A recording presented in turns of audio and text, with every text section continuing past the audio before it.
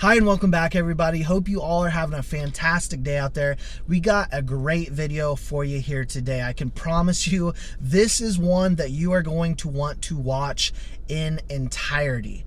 All I ever ask is if you like talking XRP and XLM, you drop an X in the comment section below, click the like button so we know, and of course, share the content so others around the world know exactly what is happening in this digital revolution. First, I want to start with this.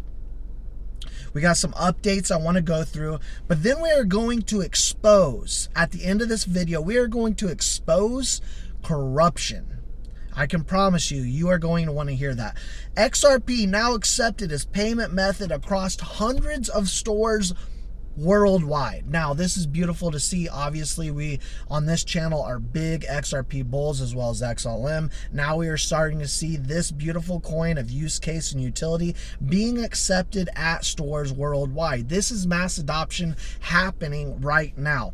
Coinbase to offer Bitcoin and Ethereum futures in the US right now. That has been accepted.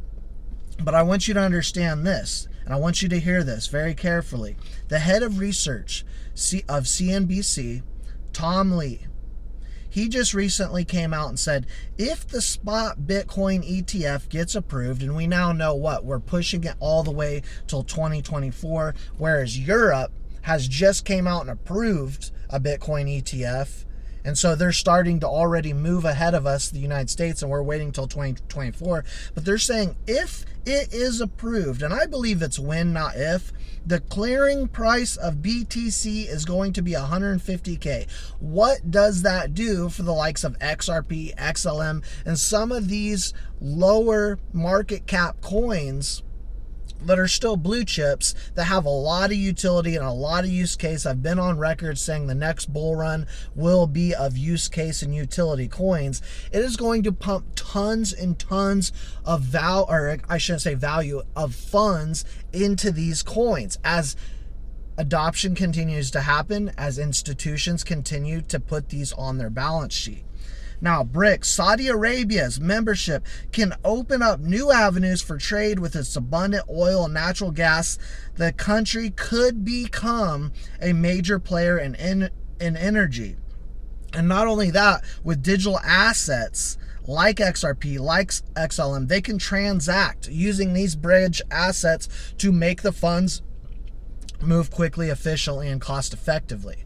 And so when we take a look at what some of these assets are going to be backed by, of course, we have the gold, right? We have the gold as commodity that could back a lot of this stuff, but you also have to not count out oil, right? Natural gas and things of that nature that a lot of these countries have in abundance and what they will use going forward for trade. I hate to say it. I hate to say I told you so. But 5 days ago, I said that Stellar Development Foundation has been a sleeping giant for a long time, and they will sometimes go months without breaking any kind of big news. But then out of nowhere, you will get a massive bomb, and that's exactly what we had yesterday when it came out that Danielle Dixon, CEO of Stellar, is now on the board of directors of MoneyGram. Not only that, they are a minority owner of MoneyGram. So now it's not just a partnership. Stellar essentially owns part of MoneyGram. So Stellar and MoneyGram are now connected. Remember, MoneyGram has 367,000, I believe. Let me know in the comment section below if it's more or less. I believe it's 367,000 offices worldwide. So the infrastructure is there to make money move peer-to-peer for individuals and countries all over the globe. And that is what they've been creating for a long time now. The partnership goes all the way back to 2019 if you take a look at it. XRP experiences a phenomenal 127% growth in assets under management since the beginning of 2023. We're still up well over 60% on the year with XRP. And so again, I say, and I hate to sound like a broken record, but how could anyone be negative about a market where we have an XRP, a house favorite here on the channel, up over 60%, deemed not a security? The only the only cryptocurrency out there with legal clarity. Everything is beautiful right now. We are waiting for a bull cycle. And I put this out on Twitter yesterday. It's very draining to hear people day after day. Why isn't the price moving like I want it to? Why aren't we going to the moon? Look, even a beginner should understand how these cycles work. We are not yet in a bull run. When you have a bull run, that's when institutions that really control this market will start to prop up these prices. It does not happen in a bear market. We have all the fundamentals there right now. We have the partnerships happening. We have big news happening. But we are still not in that bull run. So unfortunately, we have to be patient. This is not a get-rich scheme market. And for those of you out there that think it is, it's never been that way and it never will be. Now, finally, I promised you I would expose some corruption at its finest, and that is what I have right here. Republican lawmakers demand Gensler tell them how Prometheum, I hope I got that word right. I hope I didn't butcher this company's name. Actually, I don't care because they're part of the whole scam. Got SEC approval. Patrick McHenry, the chairman of House Financial Services Committee, and I like this gentleman. So far, I've been extremely happy with Patrick McHenry, who is the chairman of the House Financial Services Committee, which really does control the SEC, rounded up all his panel's Republicans to question the SEC in FINRA about the company's unique status. Republican lawmakers are questioning Security and Exchange Commission Chair Gary Gensler on how this company got its registration.